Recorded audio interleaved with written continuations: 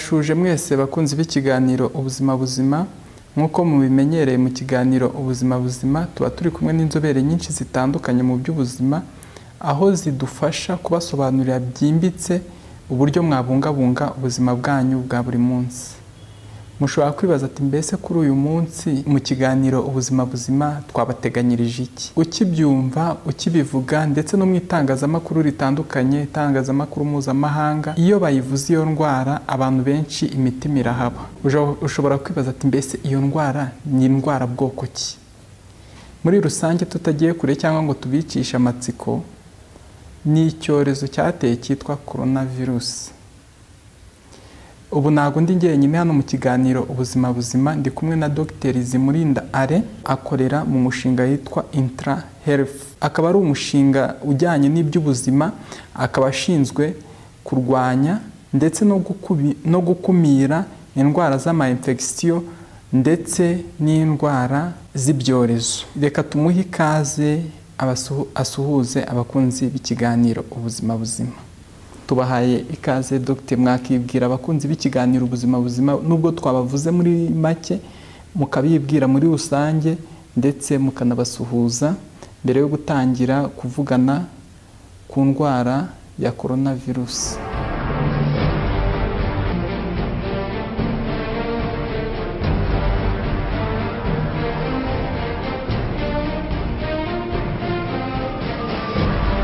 Mwiriwe neza abakurikiye ikiganiro ubuzima buzima. Amazina yanjye ni Dr. Ale Zimurinda, nkaba ndi umukozi w'ikigo cya Intra Health, nkaba ndi mu itsinda rishinzwe ibyo gukumira infection. Abantu benshi mu kiganiro ubuzima buzima ndetse n'abandi muri rusange bajya bibaza ati mbese coronavirus icyo cyorezo twumva ni cyorezo bwoko ki? Icyo cyorezo cyateye cyaje giti? Ariko muri rusange Dr. twabaha umwanya mukatubwira ubusobanuro bwa coronavirus nyirizina. Mbese coronavirus ni iki?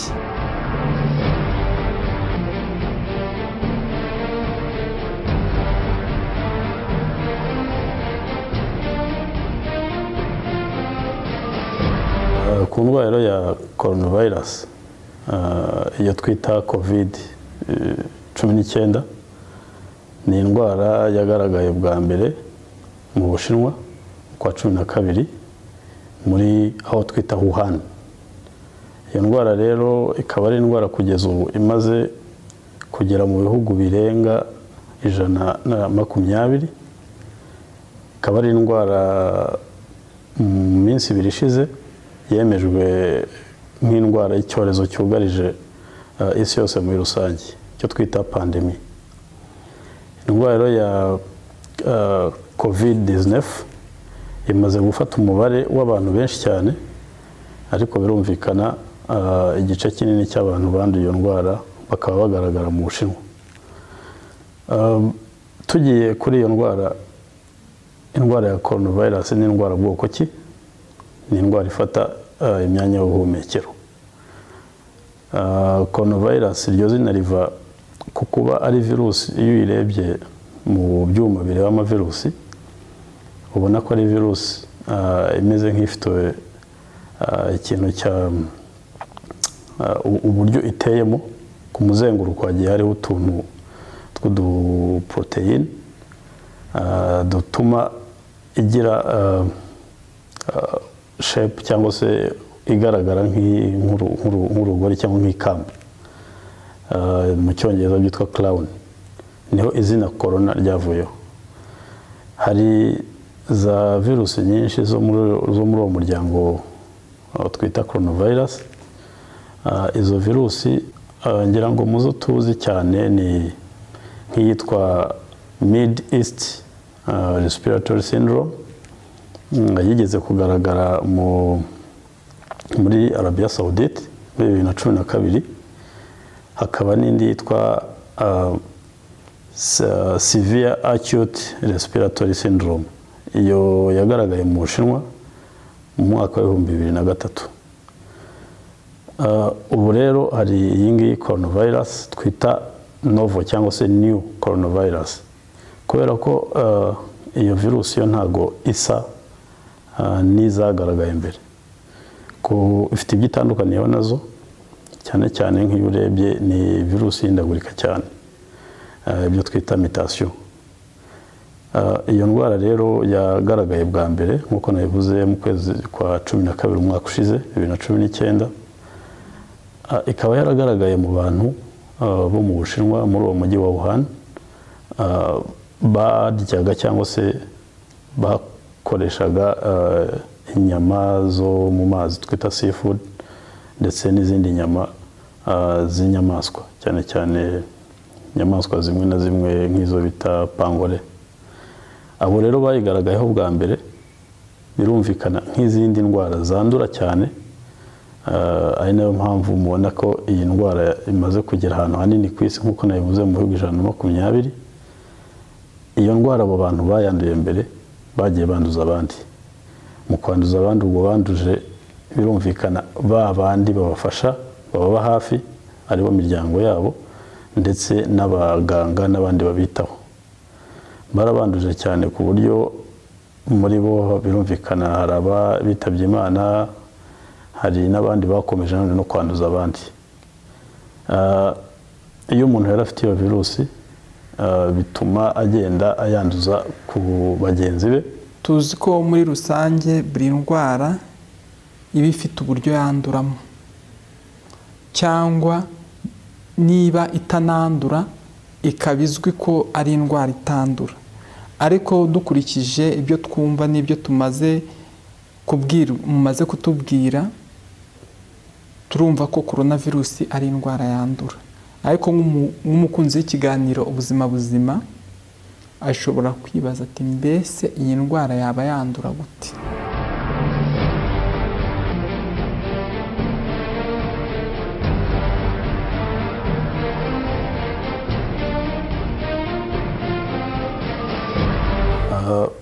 Uburyo rero yanduzwa iyo virusi, yanduzwa cyane cyane mu macandwe cyangwa se mu icyo twita droplets, ariko hakabaho no kwandura iyo ukoze ku muntu cyangwa se ahantu hagiye ayo macandwe. Ni ukuvuga ngo izo virusi iyo wayikozeho ukikora ku munwa cyangwa ku mazuru, donc ahantu hose haganisha mu nzira z'ubuhumekero, iyo virusi kwinjira mu mubiri. Iyo kwinjiye mu mubiri zigenda ziyongera nk'izindi ndwara z'amavirusi, bikazageraho umubiri wawe ucika intege. Murakoze cyane Dr. kudusobanurira byimbitse uburyo iyi ndwara yandura. Hari umuntu ushobora kwiba indwara zose, tuzi ko indwara zose ni indwara nta cyiza cyazo, ariko hari indwara umuntu ashobora kubana nayo yenda ikaba yica ku rugero ruri hasi, ikaba itica cyane, n'indi ndwara y'icyorezo ishobora kuza ikaba yica ku buryo bwihuse. Mbese iyi ndwara yaba yica ku rugero rungana iki? Iyi ndwara ugereranyije n'izindi kugeza ubu cyakora ntabwo biragaragara urugero rw'abantu yica, ariko ugereranyije n'izindi ntabwo wenda wavuga ngo irica cyane. Ariko umubare nyawo kuvuga ngo iyi virusi yica gute ntabwo uragaragara, kuko muri buri bice bitandukanye hagenda hagaragara mortality rate cyangwa se case fatality rate zitandukanye. Muri rusange ugiye kureba nibwo wayishyira kuri 3 n'ibice nka 67%, bivuga ngo abantu 3 cyangwa 4 mu bantu 100 banduye iyo ndwara irabatwara. Ariko ibyo bigiye bitandukanye ku bice cyangwa se ku bihugu n'ibindi. Ibyo tuba tugendeye muri rusange, tugendeye umubare rusange w'abantu barwaye ndetse n'umubare w'abantu bitabye Imana bishwe n'iyo ndwara. Turabizi iyo hamenyekanye indwara, ikiyitera n'uburyo bwo kuyirinda muri rusange hari igihe buba buriho. Dr. mwasubiza nk'abadukurikiye mu kiganiro ubuzima buzima, mukababwira nk'uburyo umuntu ashobora kwirinda iyi ndwara ya coronavirus.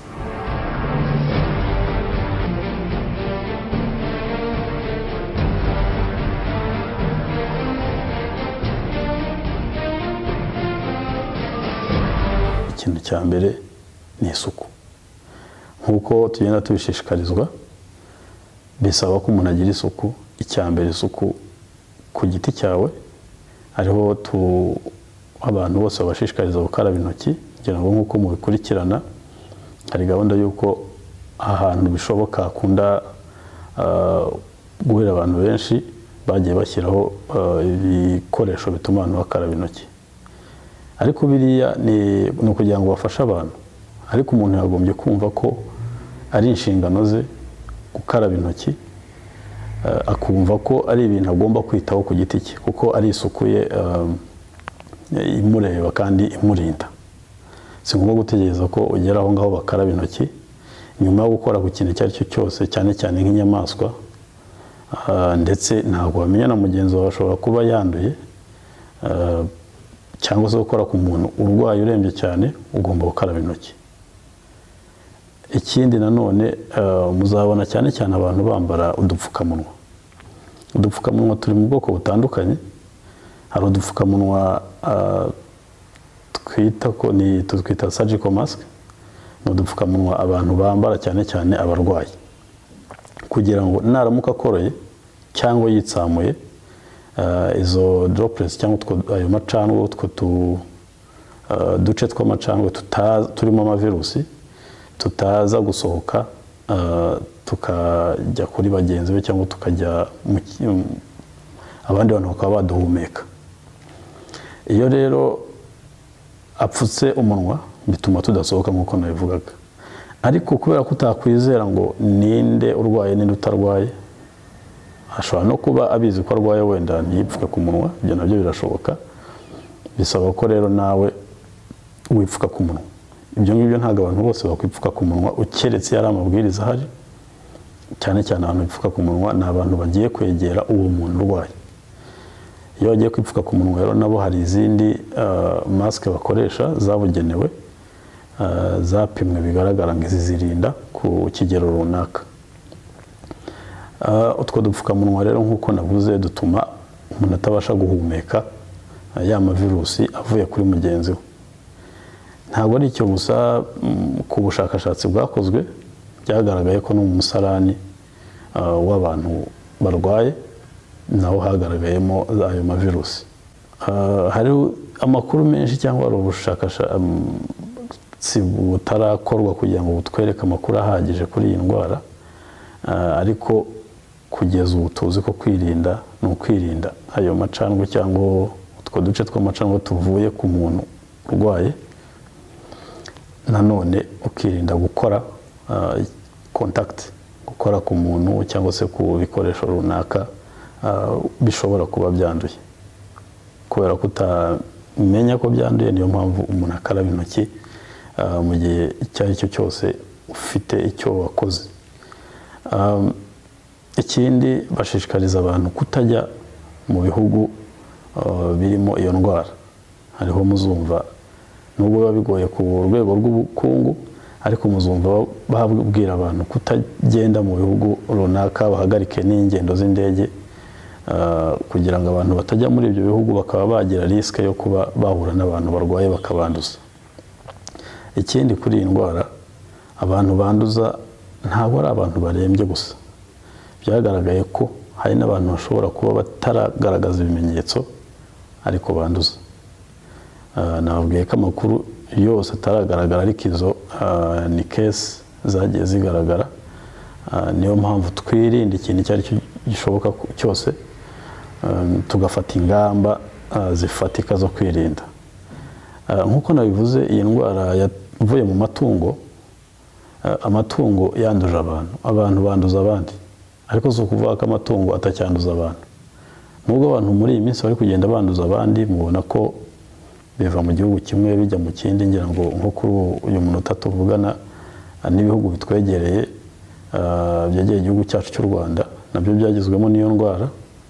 Bisaba ko rero abantu bagira uko bitwara nk'uko nabivuze, ariko hakiyongeraho no kwirinda gukora kuri izo nyamaswa mu gihe ubona bitari ngombwa. Murakoze cyane Dr. kutubwira uburyo umuntu ashobora kwirinda iyi ndwara, ariko hari abantu benshi cyane bashobora kwibaza ati mbese ni ibihe bimenyetso nshobora kwiyumvaho ngewe ubwanjye nkamenya ko wenda nshobora kuba nagezweho na kino cyorezo cya coronavirus.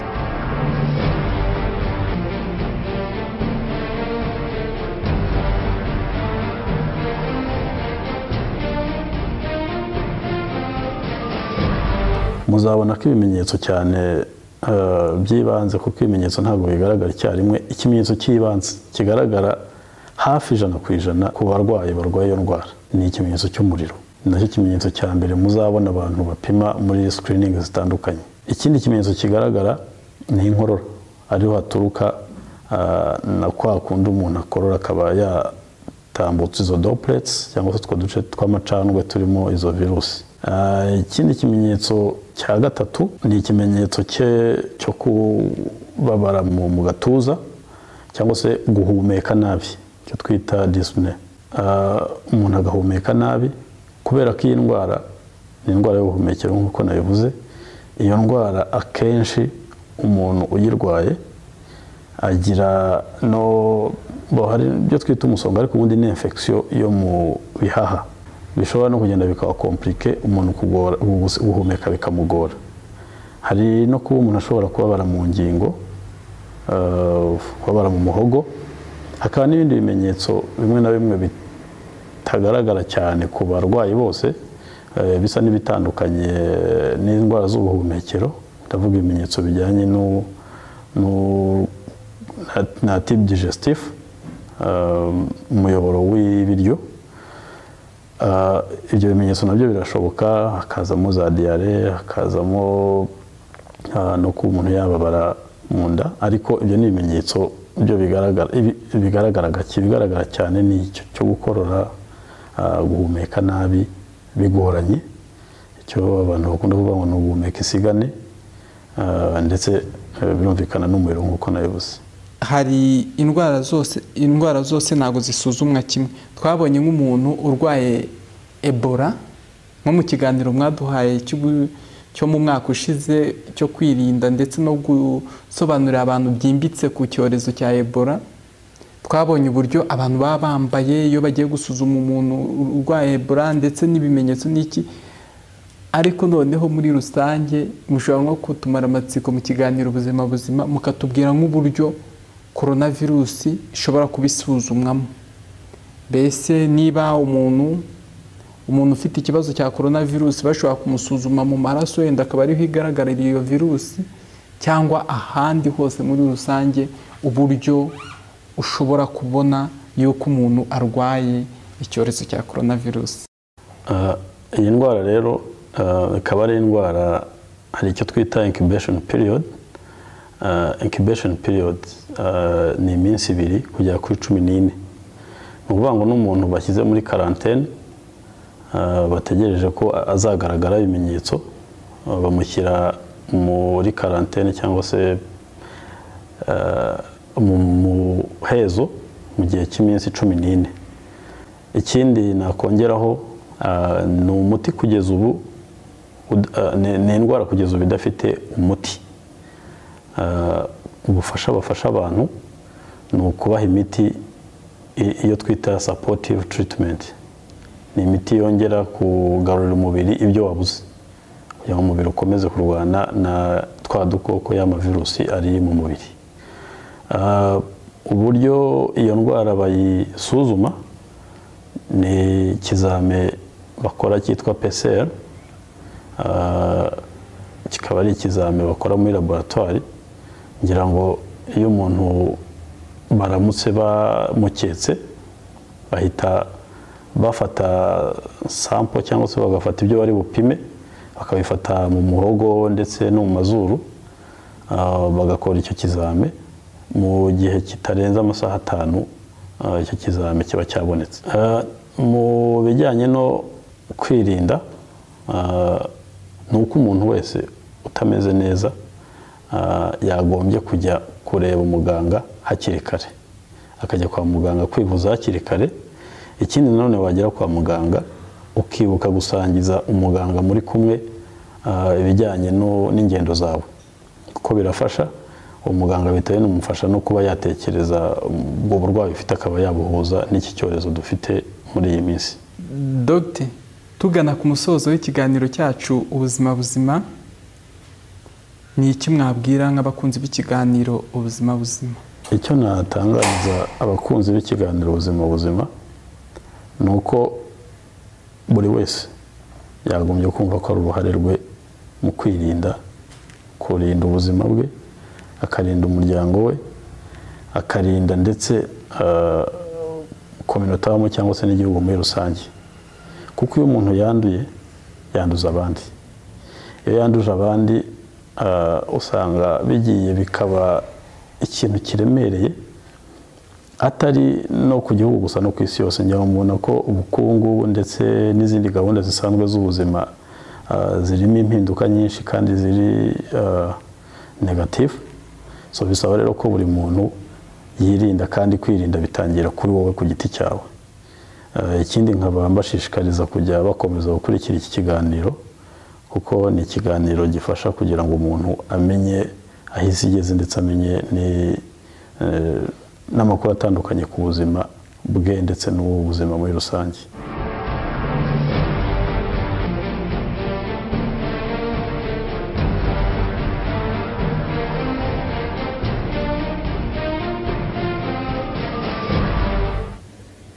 Bakunzi b'ikiganiro ubuzima buzima, amagara arasesekara ntayorwa. Mwumvishe inama Dr. Zimurinda Alain yatugiriye uburyo twabungabunga ubuzima bwacu tukirinda icyorezo cya coronavirus ndetse n'ibindi byorezo bishobora kuduhungabanyiriza ubuzima bwacu bwa buri munsi. Sitwabura gusoza kino kiganiro, reka mbere na mbere tubanze dushimire ubuyobozi bw'umushinga Intra Health International, akaba ari umushinga mpuzamahanga ushinzwe kwita ku babyeyi ndetse n'abana mu gukumira indwara za infection, ukaba ukorana n'ibitaro byinshi bitandukanye hano mu gihugu cyacu cy'u Rwanda. Reka nanone dushimire umuyobozi wo kurwanya indwara za infection ndetse no kuzikumira ndetse n'indwara z'ibyorezo zitandukanye, Dr. Zimurinda Alain. Reka dushimire n'abakunda gusenga Joseph Patrick wari uri ku buhanga bw'amashusho n'amajwi. Namwe bakunzi b'ikiganiro ubuzima buzima, muri ab'ingenzi kuri twebwe, sitwabura kubashimira kuko byinshi mwumvishe mugiye kubibyaza umusaruro ndetse mukanabisangiza n'abandi batabashije kubyumva. Icyo musabwa kugira ngo tugumane mu kiganiro ubuzima buzima ndetse n'ibindi biganiro ntibizabacike ni ugukora subscribe. Inkunga tubasaba ni ugukora like ndetse na share, ndetse mugatanga n'ibitekerezo n'inyunganizi ndetse n'inama cyangwa n'ibibazo bitandukanye, mukabyandika muri comment by'ibyo mwifuza ko twazaganiraho cyangwa ibyo twakosora. Murakoze cyane, mukomeze kugira ubuzima buzima.